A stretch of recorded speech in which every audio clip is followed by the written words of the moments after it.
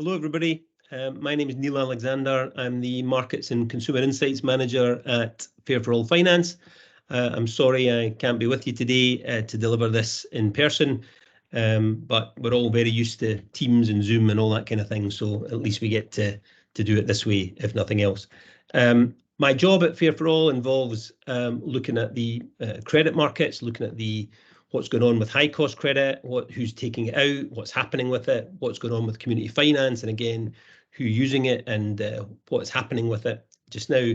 And it has a read across to something else that I'm doing just now, which is something that's dominating all of our minds and is never far away from the headlines at the moment, and that is, of course, the cost of living crisis, or the so-called cost of living crisis, or emergency, or whatever word you want to use.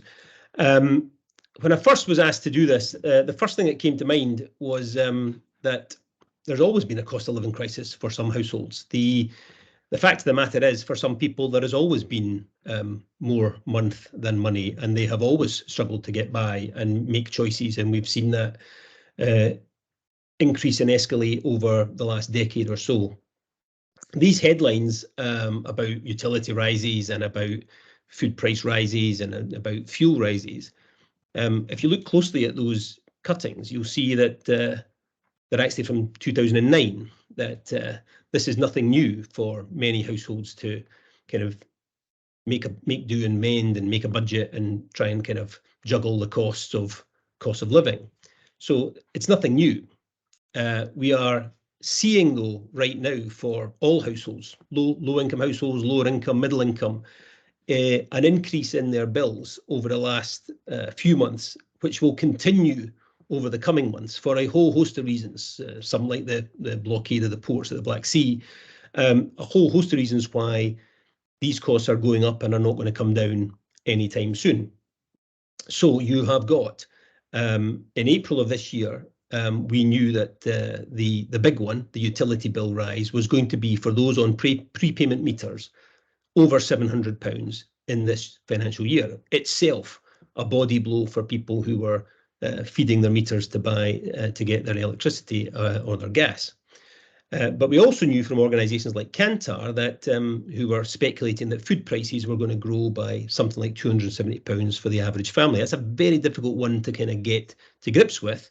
And actually, since I put these slides together, Kantar have come out again just in the last few days and said that £270 figure is wrong. It's now £380 that they estimate the average food bills will go up in this calendar year.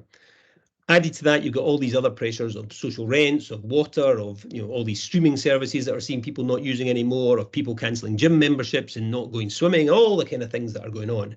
And the other biggie, of course, is fuel. And there'll be everyone in this room will have who has a car will have filled it up and will have returned home and will have said to their partner or someone else in the house, have you any idea how much I just paid to fill up the car? Because people are now seeing triple digit in terms of how much it costs to fill up an average family car. If we are not already here, we will be here very soon at £2 a litre.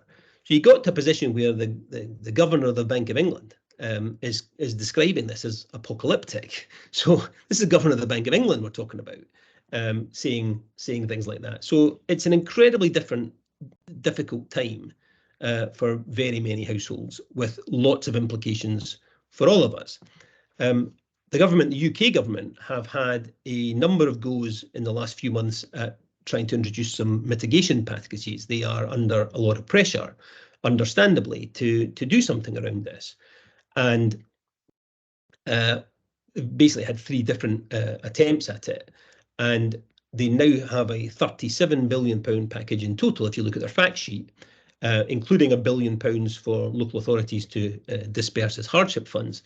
But you've got a likelihood of a £650 payment in two grants for those on means tested benefits. So that'll be means tested, but everyone in this room who has a home and who lives in a house will have a £400 grant. That's the old £200 that was announced before that was going to be a loan, not loan. It's now going to be a £400 grant called the Energy Bill Support Scheme. On top of that, you're in council tax bands A to D, you will get some rebate. And of course, there are other mitigations for people who are disabled or who are pensioners, and a whole raft of other measures as well, which will make a difference. They're much needed, much welcomed, and will make a difference in the lives of very many people.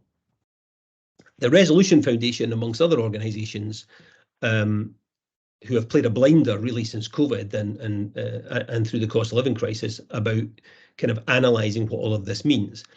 Their analysis says that the lowest income quintile will gain by about £1,200 in cash payments in the calendar year 2022. So welcome money for people who will really struggle. That will go some way to paying some of those bills or meeting some of those costs.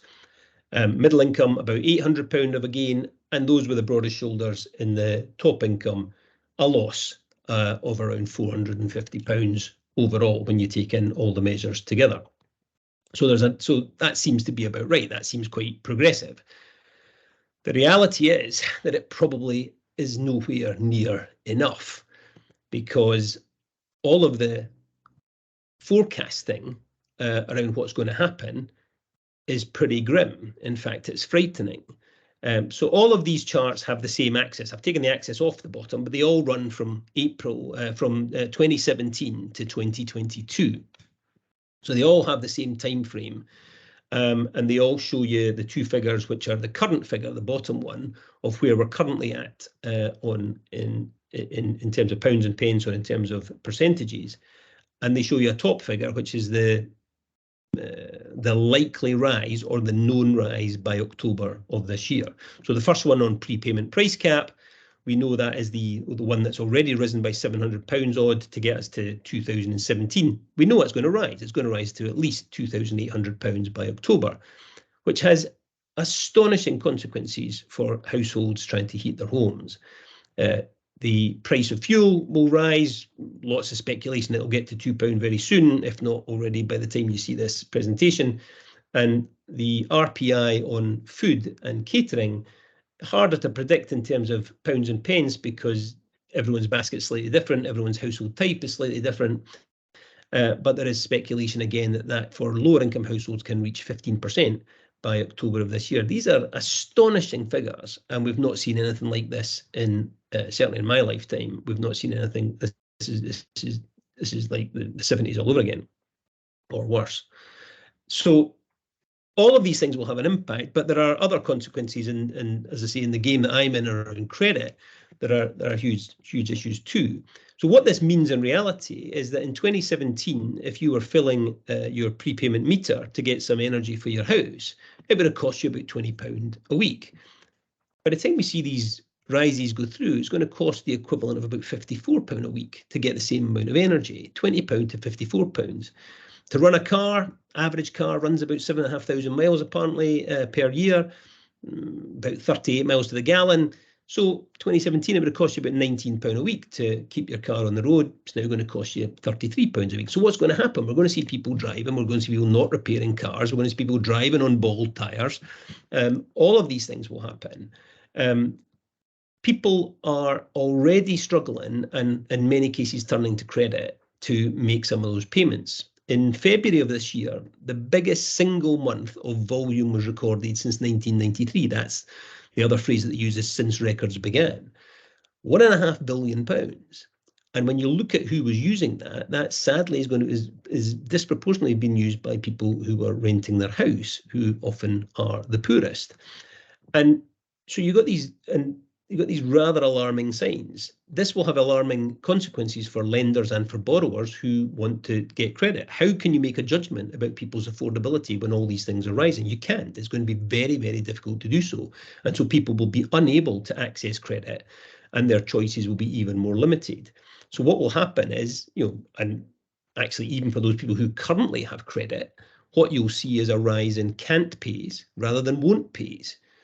And that has consequences for borrowers as well as lenders in the long run. And we're already seeing some of that happen. So you get all these other things happen. A rise in friends and family borrowing, that's already happening. It sounds relatively benign, mums and dads helping out sons and daughters, that, or you know, and at some level it is benign if it is that, but at other levels it can be finite or it can be positively dangerous, because friends and family is often a euphemism for illegal money lending, and that is a danger. The DWP have a budgeting loan scheme last year, gave out about £240 million through legacy benefits and nil interest. They saw a doubling from 13% to 26% of people who they refused to give that type of loan to. And that was because people had outstanding debt. So these people were already underwater, already submerged, already in difficulty, and things not getting any better or any easier. Heaven help us when October comes. Rent will rise, rent arrears will rise, council tax arrears will rise, utility arrears will rise, debt advice companies, debt advice agencies who will be represented today will already know all of that and will be seeing all of that, with consequences for society and for us all. You know, abandoned tenancies, challenges of making payments. And of course, I think there is also a danger, as I've touched on a second ago, of a rise in illegal money lending with all of its consequences for society. So I consider myself a bit of a cheerful pessimist usually on these things. I'm less of the cheerful at this moment. This is pretty grim reading. I wish you well in your deliberations today in terms of trying to find practical, workable solutions for extremely difficult and challenging problems. So I hope it goes well. I look forward to hearing how it goes. Thanks for listening. Cheers.